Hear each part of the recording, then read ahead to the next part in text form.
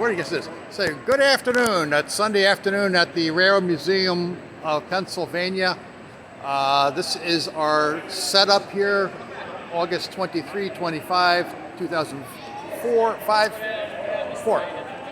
Over here is the Stillwater crossing 3-rail Lionel-ish layout. There's the other layout here this weekend. Here is the GP30 that people can go up the stairs and look inside of. And here we are. We start here with 130 foot of point-to-point, more or less straight layout. Here's 3 of our guys.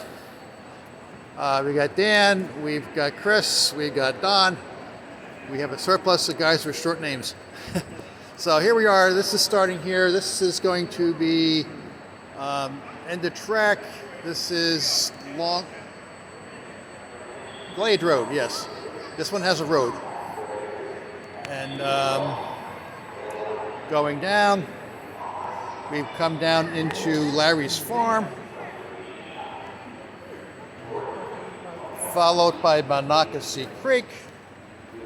Here's Brandon. This is, stop and think, the Rotorex, yes. Those are both by Dave Collison.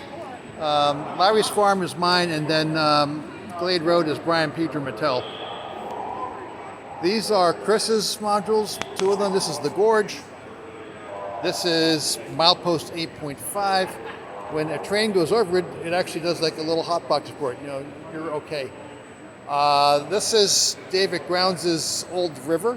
Instead of being the 90-degree turn, it usually is. We kind of alternated the direction, so we get this kind of snaky thing, which is kind of a happy discovery. We weren't sure if you could do this or not. Here we are picking oranges. The Green Giant Company is a happy purchaser, as is Sunkist. And here's like some kind of row crops. Ferguson farm produce is doing well. And here's like some other sorts of trees, some more bushy, sort of clumpy stuff. Okay, this is Orphan. This one's sort of community property. That was the end of David Grounds' old river over there. Now we move into the power module, which can go either 2 tracks or 4 tracks, or 1 track. I've planted my old Clarence train order office on it, just to put something up there. The transformer station, the power station, substation is part of the usual kit. This one's new, and it's from Chris Gilbert and Pleasant Valley. That's the name of it. Yeah, I was kind of blanking on the name.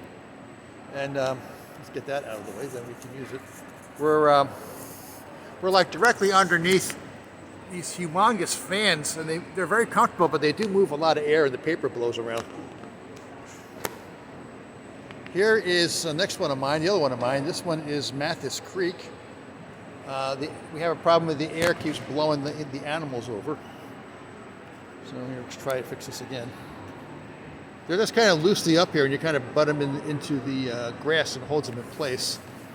And so that's the GP30, sparkling paint scheme. Then the next one up is the GP7 or 9, I'm not sure which. I think I would know, but I don't. Okay, so this one is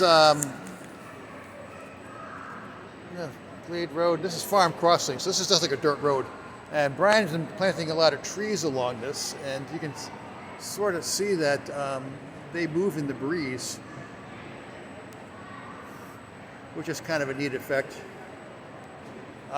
Brandon put this together, I think on Wednesday or Thursday, so we go from single track to double track here, which then allows us to connect up to Yaroon's Bridge and use it as a big long passing siding.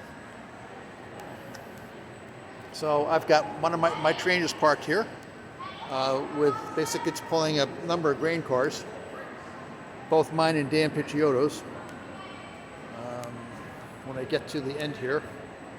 Okay, so This is the last one of mine. This is actually was intended for hauling potatoes. Is a grain cart, so it's insulated. It's got like spray-on insulation on it. And then this is the first of Dan's. He's got 4, and these are your standard grain hoppers. And that is the east branch of the east bank of the Susquehanna River. This is all going to be eventually landscaped. And now we're out onto the bridge across the Susquehanna River.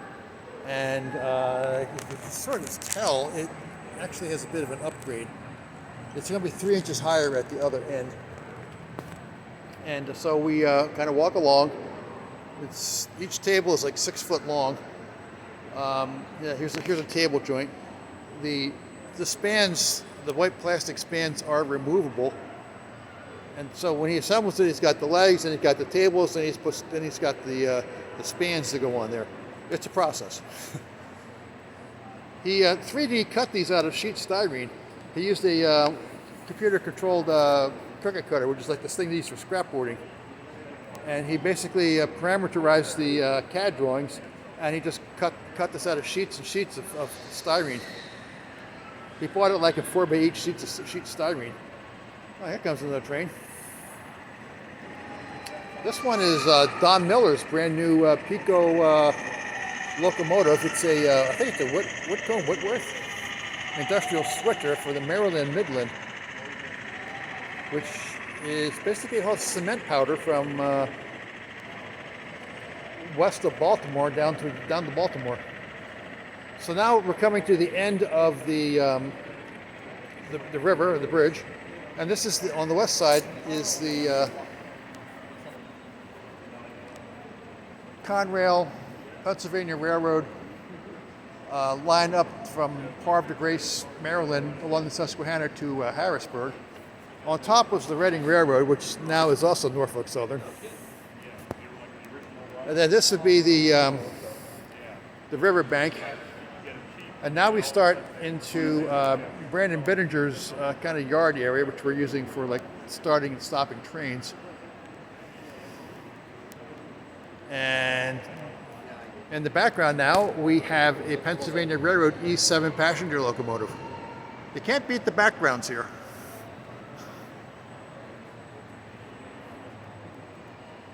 So we come down to here, there's a little coal dock.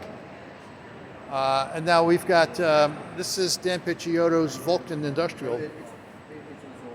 He built a little parallelogram looking thing to line up the tracks from the 2-inch Fremo standard to, he's got like 2.5 on this one.